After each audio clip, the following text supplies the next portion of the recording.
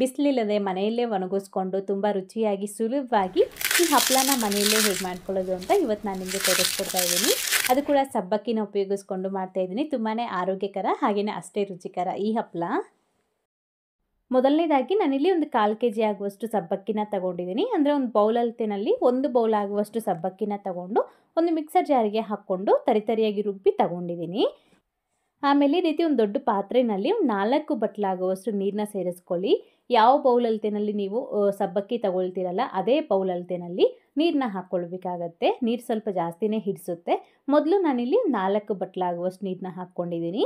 ಮತ್ತು ರುಚಿಗೆ ತగ్గಷ್ಟು ಉಪ್ಪನ್ನ ಹಾಕ್ಕೊಂಡು ಸ್ವಲ್ಪ ಬೆಚ್ಚಗಾಗೋ ತನಕ ಹಾಗೆ ಬಿಡಿ. ಆಮೇಲೆ ಇದಕ್ಕೆ ಫಸ್ಟೇ ನಾವು ಗ್ರೈಂಡ್ ಮಾಡ್ಕೊಂಡಿರೋ ಈ ಸಬ್ಬಕ್ಕಿನ ಹಾಕ್ಕೊಳ್ಬೇಕು. ನಂದು ತುಂಬ ಪೀಸ್ ಆಗಿಲ್ಲ, ಸ್ವಲ್ಪ ಅರ್ಧಂಬರ್ಧ ನಾನಿಲ್ಲಿ ಗ್ರೈಂಡ್ ಮಾಡ್ಕೊಂಡಿರೋದು. ನೀವು ಬೇಕು ಅಂತಂದರೆ ಫೈನಾಗಿ ಪೌಡರ್ ರೀತಿ ಆದರೂ ಹಾಕ್ಕೊಳ್ಬೋದು, ಚೆನ್ನಾಗಿರುತ್ತೆ. ನಿಮ್ಗೆ ಯಾವ ಥರ ಇಷ್ಟ ಇದ್ದರೆ ಆ ಥರ ಮಾಡ್ಕೊಳ್ಳಿ.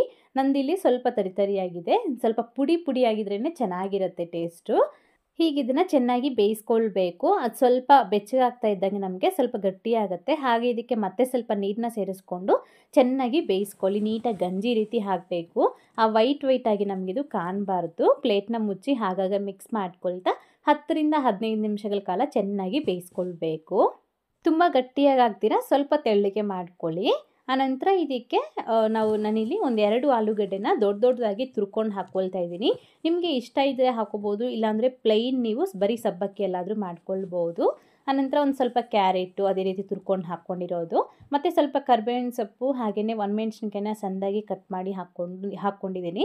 ನಿಮಗೆ ಬೇಕಿದ್ದರೆ ಹಾಕ್ಕೊಳ್ಳಿ, ಇಲ್ಲಾಂದರೆ ಸ್ಕಿಪ್ ಮಾಡ್ಬೋದು. ಹಾಕ್ಕೊಂಡು ಜಸ್ಟ್ ಒಂದು 2 ನಿಮಿಷ ಬೇಯಿಸ್ಕೊಳ್ಳಿ. ಜಾಸ್ತಿ ಹೊತ್ತು ಬೇಯಿಸೋ ಅವಶ್ಯಕತೆ ಇರೋದಿಲ್ಲ. 2 ನಿಮಿಷ ಬೇಯಿಸ್ಕೊಂಡು ಆನಂತರ ಗ್ಯಾಸ್ ಆಫ್ ಮಾಡಿಬಿಟ್ಟು ಪ್ಲೇಟ್ನ ಮುಚ್ಚಿ ಒಂದು 10 ರಿಂದ 15 ನಿಮಿಷ ಇದನ್ನ ಹಾಗೆ ಬಿಟ್ಬಿಡಿ. ಆಗಾಗ ಒಂದೊಂದು ಸತಿ ಮಿಕ್ಸ್ ಮಾಡ್ಕೊಳ್ಳಿ. ಗ್ಯಾಸ್ ಆನ್ ಮಾಡಬಾರ್ದು. ನಮಗಿದು ಸ್ವಲ್ಪ ತೆಳ್ಳಗಿದ್ರೂ ಪರವಾಗಿಲ್ಲ, ಆದರೆ ತುಂಬ ಗಟ್ಟಿಯಾಗಿ ಮಾಡ್ಕೊಳ್ಳೋದಕ್ಕೆ ಹೋಗಬೇಡಿ. ಸ್ವಲ್ಪ ತಣ್ಣಗಾಗ್ತಾ ಇದ್ದಾಗೇ ಇನ್ನೂ ಸ್ವಲ್ಪ ಗಟ್ಟಿಯಾಗುತ್ತೆ. ಆಗ ನೀವು ಬೇಕು ಅಂತಂದರೆ ಬಿಸಿ ನೀರನ್ನ ಸೇರಿಸಿ ಮಿಕ್ಸ್ ಮಾಡ್ಕೊಳ್ಬೋದು. ಸೊ ಈಗ ಸ್ವಲ್ಪ ಒಂದು 10-15 ನಿಮಿಷ ಕೂಲ್ ಆಗಿದ ನಂತರ ನಾನು ಈ ರೀತಿ ಪ್ಲಾಸ್ಟಿಕ್ ಶೀಟ್ ಮೇಲೆ ಈ ರೀತಿ ನಾನು ಹಪ್ಪಳನ ಹಾಕ್ಕೊಳ್ತಾ ಇದ್ದೀನಿ. ನಾನು ಇದನ್ನು ಕಂಪ್ಲೀಟಾಗಿ ಮನೆಯಲ್ಲೇ ಒಣಗಿಸ್ಕೊಳ್ತಾ ಇರೋದು. ನಮ್ಮ ಮನೇಲಿ ಅಷ್ಟೊಂದು ಬಿಸಿಲು ಬರೋದಿಲ್ಲ, ಜಸ್ಟ್ ಬೆಳಗ್ಗೆ ಬರುತ್ತಲ್ಲ ಬಿಸಿಲು, ಅದು ಮಾತ್ರ ಸ್ವಲ್ಪ ಬರುತ್ತೆ. ಸೊ ಆ ಬಿಸಿಲಿಗೆ ಸ್ವಲ್ಪ ಹೊತ್ತು ಇಟ್ಟಿದ್ದೆ ಅಷ್ಟೇ.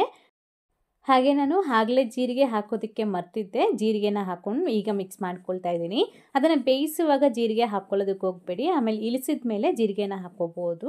ಸೊ ನೋಡಿದ್ರಲ್ವಾ, ಈ ಥರ ನಿಮ್ಗೆ ಯಾವ ಸೈಜ್ಗೆ ಬೇಕೋ ಆ ಸೈಜ್ಗೆ ಹಪ್ಪಳನ ಮಾಡ್ಕೊಳ್ಬೇಕು.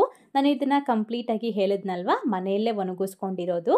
ಆದರೆ ಸ್ವಲ್ಪ ಗಾಳಿ ಅನ್ನೋದು ಬರ್ತಾ ಇರಬೇಕು, ಹೋಗ್ತಾ ಇರಬೇಕು. ಕಂಪ್ಲೀಟಾಗಿ ಡೋರ್ಸ್ ಎಲ್ಲ ಕ್ಲೋಸ್ ಮಾಡಬಾರ್ದು. ಸ್ವಲ್ಪ ಗಾಳಿ ವಾತಾವರಣ ಚೆನ್ನಾಗಿ ಬರಬೇಕು. ನೀವು ಇದನ್ನು ಸ್ವಲ್ಪ ದಪ್ಪಕ್ಕಾದರೂ ಹಾಕ್ಕೊಳ್ಬೋದು, ತೆಳ್ಳಗಾದರೂ ಹಾಕ್ಕೊಳ್ಬೋದು, ಹೆಂಗಾದರೂ ಸರಿ ಒಣಗೋಗ್ಬಿಡುತ್ತೆ, ಚಿಂತೆನೇ ಬೇಡ.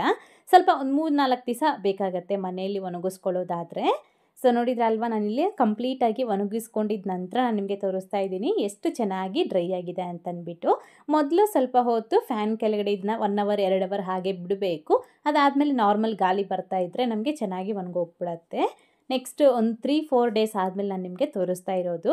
ಚೆನ್ನಾಗಿ ಒಣಗಿದ ನಂತರ ಈ ರೀತಿ ಎಣ್ಣೆ ಕಾದ್ಮೇಲೆ ಅದಕ್ಕೆ ಹಾಕ್ಕೊಂಡು ಫ್ರೈ ಮಾಡ್ಕೊಳ್ಳಿ. ನೋಡಿದ್ರಲ್ವ ಎಷ್ಟು ಚೆನ್ನಾಗಿ ಹರಳುತ್ತಾ ಇದೆ, ತುಂಬಾ ಚೆನ್ನಾಗಿ ಬಂದಿದೆ ಟೇಸ್ಟ್ ಕೂಡ. ಸೊ ಈ ಥರ ನೀವು ಕೂಡ ನಿಮ್ಮ ಮನೆಯಲ್ಲಿ ತಪ್ಪದಿರ ಟ್ರೈ ಮಾಡಿದಾದಮೇಲೆ ಹೇಗೆ ಬಂತು ಅಂತ ಮರೀದೆ ಕಾಮೆಂಟ್ ಮಾಡಿ. ಹಾಗೆ ಇವತ್ತಿನ ವಿಡಿಯೋ ಇಷ್ಟಾದರೆ ಲೈಕ್ ಮಾಡಿ, ನಿಮ್ಮ ಫ್ರೆಂಡ್ಸ್ಗೆ ಫ್ಯಾಮಿಲಿ ಮೆಂಬರ್ಸ್ಕೊಂಡು ಶೇರ್ ಮಾಡಿ. ಮತ್ತಷ್ಟು ರೆಸಿಪೀಸ್ಗಾಗಿ ನೀಲು ಕುಕಿಂಗ್ ಚಾನಲ್ಗೆ ಸಬ್ಸ್ಕ್ರೈಬ್ ಆಗಿ, ಹಾಗೆ ಪಕ್ಕದಲ್ಲೇ ಬರುವಂಥ ಬೆಲ್ ಬಟನ್ನ ಆ್ಯಕ್ಟಿವೇಟ್ ಮಾಡಿ. Thank you. Keep watching Neelu cooking.